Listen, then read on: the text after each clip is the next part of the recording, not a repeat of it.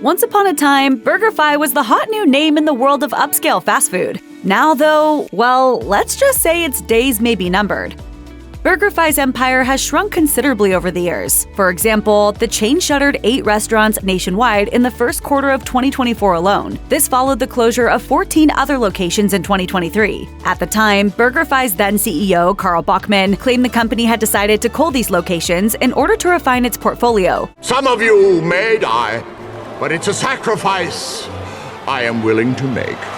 But the closures didn't end there. As BurgerFi's financial struggles continued throughout 2024, the chain closed 19 underperforming restaurants across Florida, Massachusetts, Tennessee, Pennsylvania, New Jersey, Rhode Island, and Maryland. 10 of these were BurgerFi restaurants, and 9 were outlets of its sister chain, Anthony's Coal-Fired Pizza. Even more restaurants disappeared off the map later in the year, including those in upstate New York. In that case, franchisees neglected to renew their agreements due to financial issues at the corporate level. Fast casual chains took a heavy hit during COVID-19, and BurgerFi was no exception. In 2020, the chain's same-store sales declined by 5%, while system-wide sales dropped by 7%. As other chains started to bounce back, BurgerFi failed to regain a foothold in the market, reporting an 8% drop in sales in 2023 and a 13% decrease in the first quarter of 2024. CEO Carl Bachmann blamed his sharp decline on poor weather. He also claimed that the company was trying its best to contend with what he called a challenging consumer environment. In January 2024, Bachmann insisted that BurgerFi was showing signs of turnaround, thanks in part to a new inventory and labor management system. He also promised that the company would begin to see the fruits of these efforts in the second half of 2024, but it wasn't to be. In the quarter ending July 2024, BurgerFi had reportedly hit a net loss of $18.4 million that quarter, a significant jump from its $6 million loss a year prior. The company attributed these losses to a mix of lower sales, higher expenses, and the extra costs involved in restructuring the company. BurgerFi has had a pretty rough time on the stock market. The chain first went public on NASDAQ in December 2020, with an enterprise value of roughly $143 million.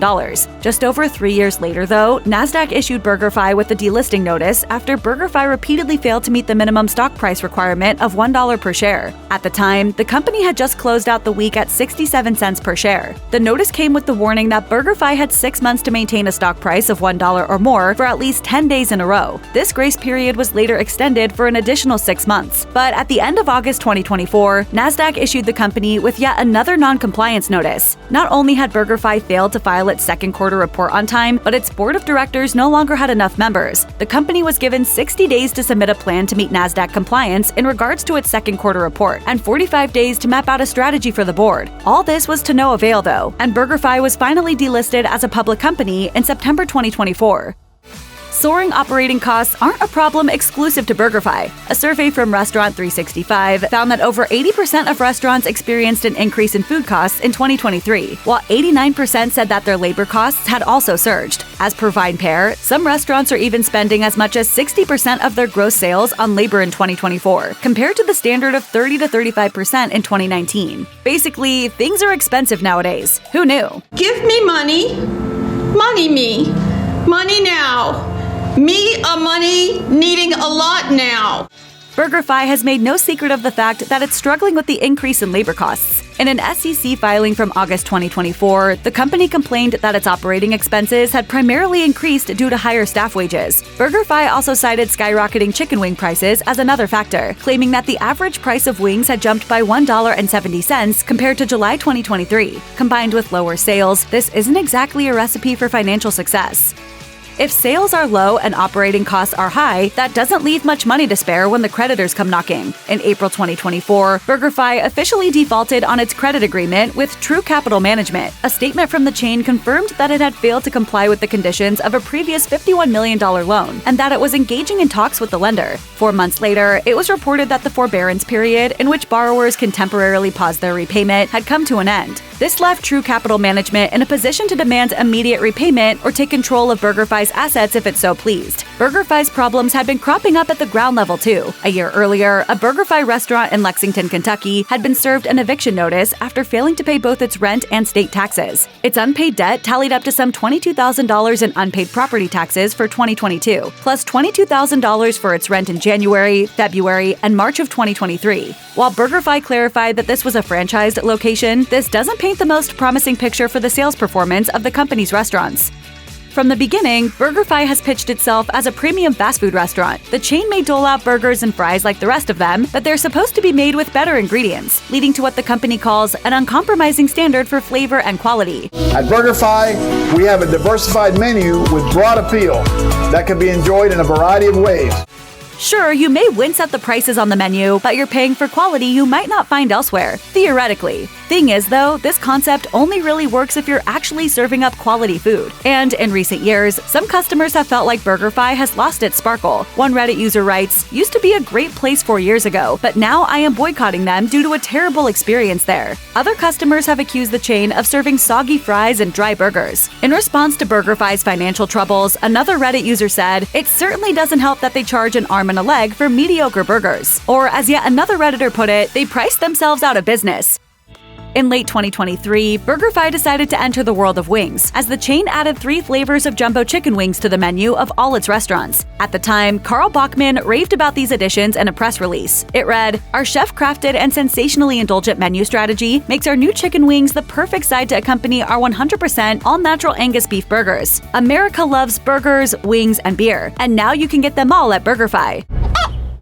A few months later, BurgerFi made a last-ditch effort at entering the chicken sandwich wars. As per Bachman, these chicken ventures formed part of a carefully calculated strategy intended to boost business growth. He said, "A fast-casual burger brand should have a 10% to 15% chicken mix, and until now, we had virtually none." Meanwhile, the chain took a closer look at other flaws in its menu and soon set about providing solutions, such as switching up frying techniques to produce crispier fries, ditching labor-heavy items, and introducing salad bowls.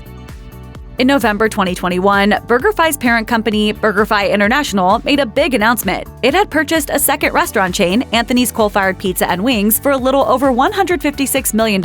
Anthony's was founded by Long Island transplant Anthony Bruno in 2002, after he struggled to find decent pizza in the Sunshine State. Pizza is still Anthony's specialty to this day, and the chain was named the best pizza chain in America by USA Today's Great American Bites, but it later offered pasta, sandwiches, and chicken wings too. Like BurgerFi, however, Anthony's has struggled in recent years, and its stores in Rhode Island and Maryland shuttered in September 2024. Investors have also voiced their discontent with the brand's acquisition by BurgerFi. Some even sued the parent company in April 2023 over claims that they were misled about the profitability of Anthony's. When BurgerFi's stock plummeted by over 10% after buying Anthony's, one New York investor filed a class action complaint. It claimed that BurgerFi overstated the effectiveness of its acquisition and growth strategies, and misrepresented to investors the purported benefits of Anthony's acquisition. BurgerFi, meanwhile, insisted that the lawsuit's claims were entirely without merit.